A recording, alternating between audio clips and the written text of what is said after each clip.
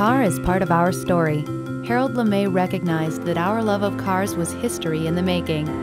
It was this insight that led to the creation of LeMay, America's Car Museum. Harold had the largest collection in the world, recognized by Guinness. What Harold LeMay recognized was the innate power of his collection to relate to Americans. If you just build a museum about any one notable person, chances are it's going to fail. So we realized this museum has to be fun, and it has to do what Americans who love cars do. They celebrate their love of the car, and that became our slogan to remind us, celebrating America's love affair with the automobile.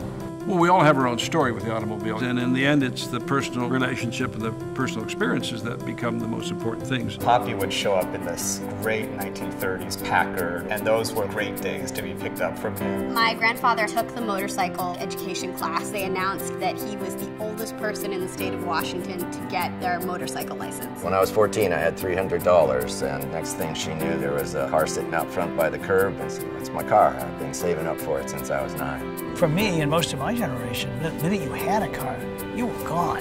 When I first started driving, that was like the sort of first moment in my life. I could relate to my dad like as a man. When it was my daughter's turn, put her behind the wheel when she was like 14. The look on her face is priceless. He didn't collect one type of vehicle.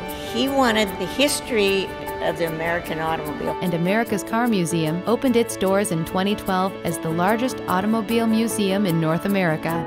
As the automobile continues to influence our lives in countless ways, America's Car Museum is here to capture our history, to share our stories, and to celebrate our love affair with the automobile.